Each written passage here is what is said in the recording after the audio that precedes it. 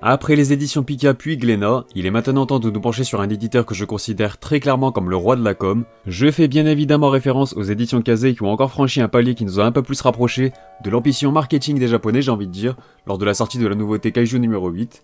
Et il y a quelques semaines, je vous avais donc demandé de voter pour vos 10 mangas préférés issus du catalogue des éditions Kazé, et vous avez été encore bien nombreux à jouer le jeu. Avant de commencer, pense à t'abonner si mon contenu te plaît, tu peux aussi me retrouver sur Twitch où un live sur le Jump est prévu ce soir à 20h, sans oublier Twitter et Instagram, les liens sont disponibles en description, vous le savez. Allez, sur ce, générique.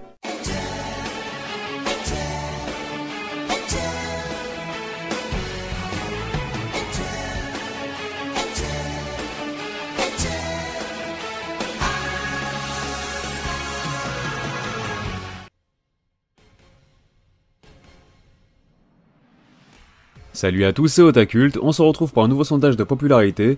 Alors je vous rappelle le barème, vous avez pu citer 10 mangas, votre troisième place attribuée 2 points, la seconde 3 points, et enfin la première 5 points pour votre série préférée. C'est encore et toujours l'occasion de découvrir de nouvelles séries, différentes pistes de lecture, et vous allez avoir l'embarras du choix encore une fois. Toujours par question de bon sens, je préfère le préciser, je n'ai pas pris en compte les séries étant officiellement en arrêt de commercialisation, j'ai fait en sorte de trier ça un maximum donc il se peut qu'il y ait des petites erreurs pour les séries de fond de catalogue, mais bref, sans plus attendre, je vous propose de découvrir vos mangas préférés publiés chez les éditions Kazé. Et on débute donc ce top par la 52e place que se partagent de nombreux mangas, 11 pour être précis, dont le manga d'horreur Shinotori, le spin-off Nisekoi Kosaki Magica Pâtissière, La Traversée du Temps, Le Chemin des Fleurs, Le Chant des Souliers Rouges, Dear Brothers, Shinobi Life ou encore Shikabane Hime, Omega Alien Megalo sous contrôle, Summer Wars, King Kazuma et Queen Oz, et enfin Dr Demat. Ils ont chacun obtenu un seul et unique vote. Ça se dégage déjà à la 51e place, je vous rassure, puisqu'on retrouve seulement 4 œuvres qui n'ont pas réussi à se départager, notamment 2 séries récentes du Shonen Jump qui paraîtront en 2022 chez nous, à savoir Phantom Seer pour de l'exorcisme et Badass Cop and Dolphin, la dernière nouveauté de Ryo Tamura, l'auteur de Beelzebub, sans oublier The Garden of Words et le shoujo Happy Marriage qui ont également obtenu 2 votes. On arrive au top 50 avec une nouvelle égalité entre Le Garçon et la Bête, l'adaptation du célèbre film de Mamoru Hosoda, ainsi que Blood Blockade Battlefront, pour un peu plus d'action et de science-fiction en 10 volumes. Gate 7 est le premier manga qui apparaît en solitaire avec 4 petits votes, une série de clamps entre fantastique et tranche de vie qui est en pause depuis quelques années maintenant il me semble. La 48e position est disputée par 3 séries différentes qui ont récolté 5 points chacune, dont notamment Les Enfants Loups Amei Yuki, Spiritual Princess, mais aussi Shiki. Gokusen est le second manga qui puisse prétendre à une place en solitaire grâce à ses 8 votes récoltés, un seinen de 15 volumes dans un registre plus comique. Encore une égalité au 46e rang avec l'entrée en scène d'un monument du manga qui est disponible uniquement en format numérique. Je pense bien sûr à Blackjack du grand Osamu Tezuka, qui arrivait ex aequo avec Pochi et Kuro, ainsi que No Money. Et ces 2 œuvres totalement différentes qui se sont rendues coup pour coup à la 45e place, on a notamment un peu de Yakuza avec Adam et Eve, et de la musique avec Kaon.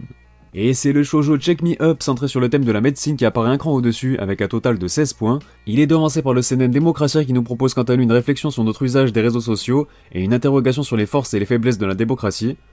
Nouvelle égalité à la 42e place puisque 3 séries ont chacune récolté 19 points, à savoir Amatsuki, Queen's Quality et Björk Trinity. Un cran au-dessus avec 20 points, on retrouve le yaoi Sekaiishi Hatsukoi qui est toujours en cours de publication avec 15 volumes.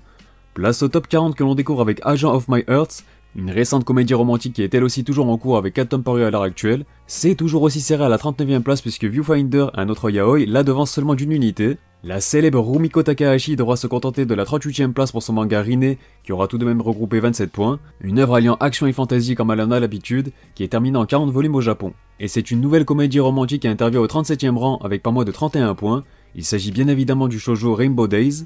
Vous l'avez compris, on essaie comme d'habitude d'avancer rapidement jusqu'au haut du top qui vous réserve quelques surprises. C'est en tout cas la série Hungry Mary qui s'offre la 36e place avec 32 points.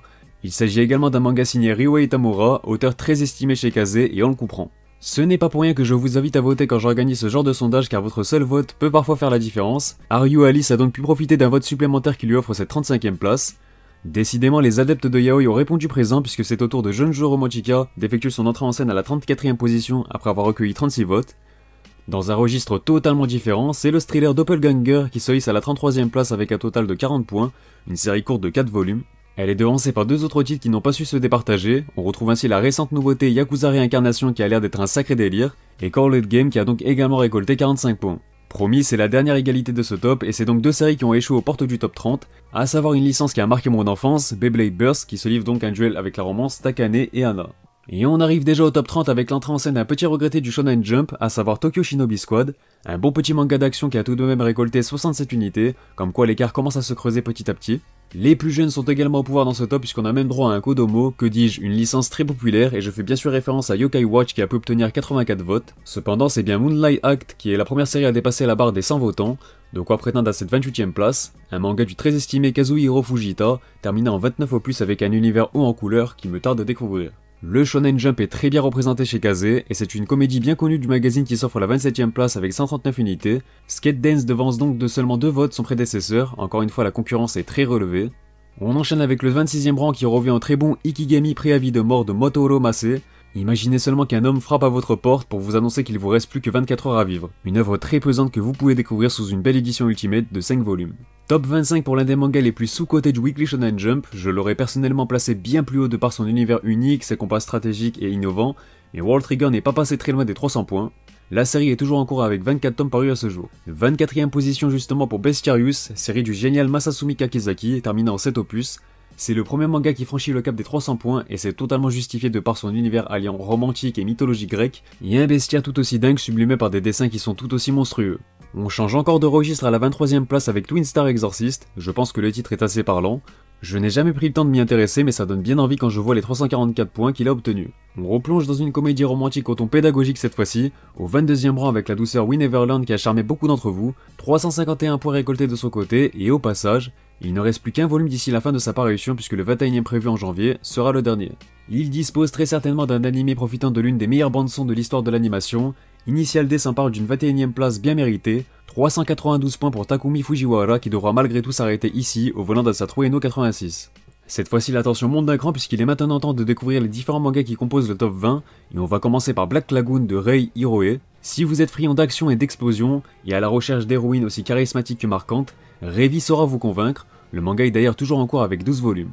On passe à la 19ème place qui revient à Nisekoi de Naoshi Komi, encore une comédie romantique qui a fait le bonheur du Shonen Jump dans les années 2000, une intrigue reposant sur ses secrets et ses mystères qui aura su captiver bon nombre d'entre vous, comme nous l'indiquent ses 449 points. Mais elle est quant à elle devancée par un de mes mangas préférés que j'aurais aimé voir bien plus haut mais malheureusement, Terraformars souffre sans doute d'un rythme de publication très irrégulier, entre science-fiction, suspense, action et quand les cafards deviennent la plus grande menace de l'humanité, cela ne peut que vous donner un excellent manga que je vous recommande fortement.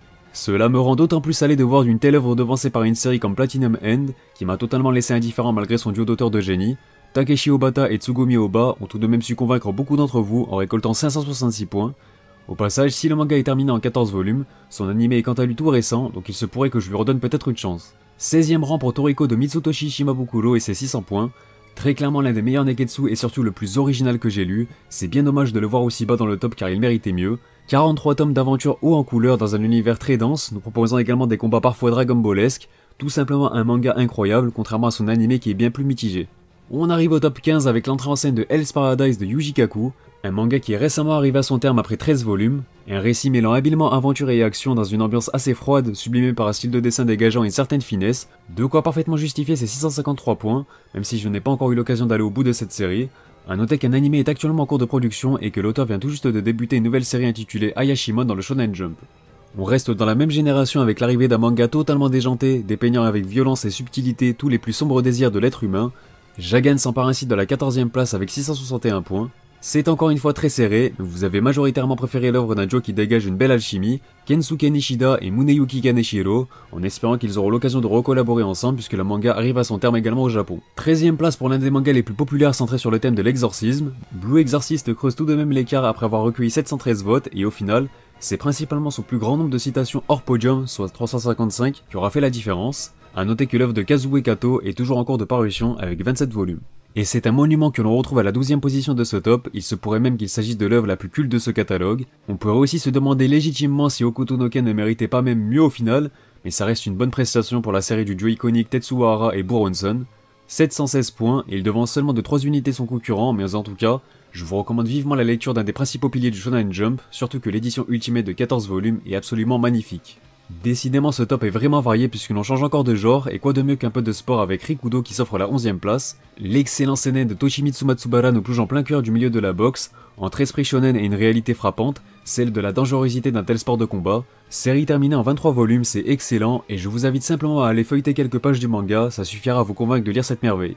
On arrive enfin au top 10 avec un autre manga de sport, peut-être même le plus populaire de sa génération, puisque c'est bien Kuroko's Basket qui s'y hisse de justesse avec 845 points. Cette fois-ci on se situe en plein cœur du basketball, plus axé sur l'action et le divertissement, mais qui reste tout aussi efficace. 30 volumes, je saluerai toujours l'initiative de Tadatoshi Fujimaki d'avoir su mettre fin à son manga au bon moment et surtout à son apogée en termes de popularité. On continue avec Belzebub qui apparaît à la 9ème place, un titre phare des années 2010 qui totalise au passage 857 points, même dans le haut du panier c'est très serré, le plus grand succès de Ryohei Tamura, 28 volumes nous proposant un parfait équilibre entre action et comédie, c'est aussi déjanté que satisfaisant à lire donc c'est aussi un manga que je vous recommande fortement.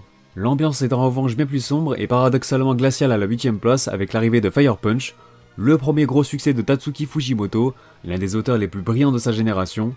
953 points pour ce seinen nous proposant un univers effroyable compilé en 8 volumes, et j'en profite pour vous rappeler qu'un coffret intégral vient tout juste de sortir en librairie.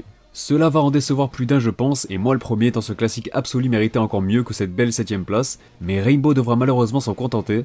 Disponible en édition Ultimate de 7 tomes, George Abe nous plonge en pleine époque de l'après-seconde guerre mondiale au cœur d'un Japon totalement dévasté. On suit l'évolution de 7 jeunes garçons dans un sombre milieu carcéral qui va très vite s'apparenter à un véritable enfer, le tout sublimé encore une fois par le style grandiose de Masasumi Kakizaki, incontournable tout simplement.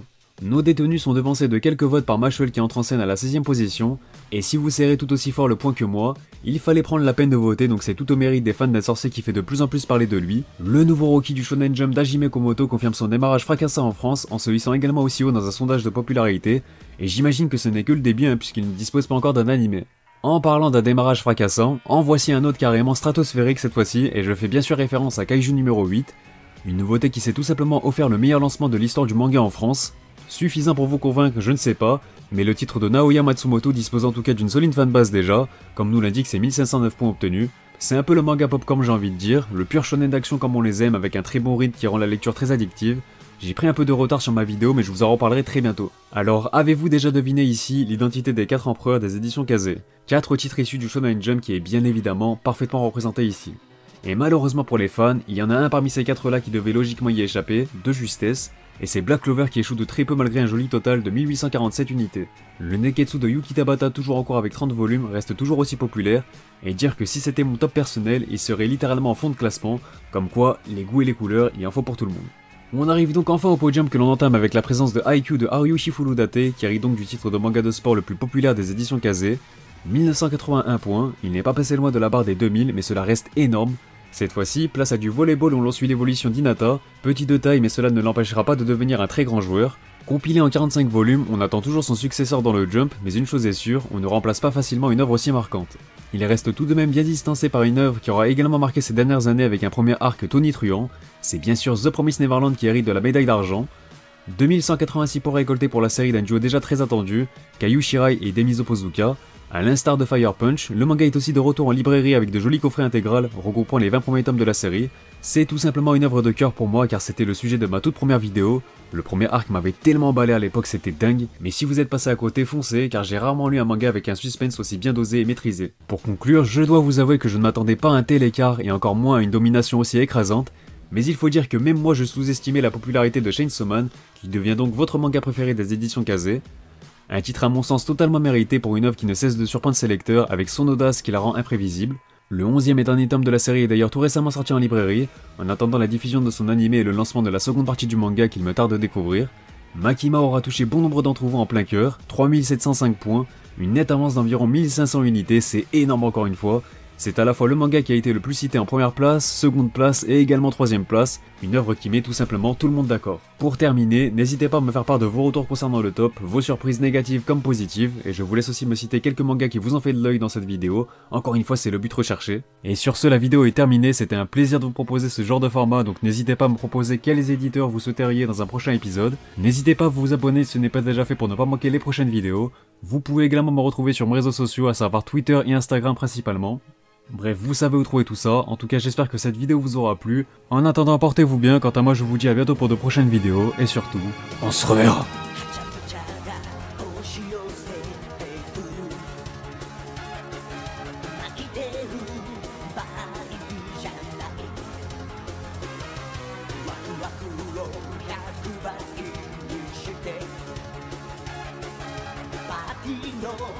tu l'as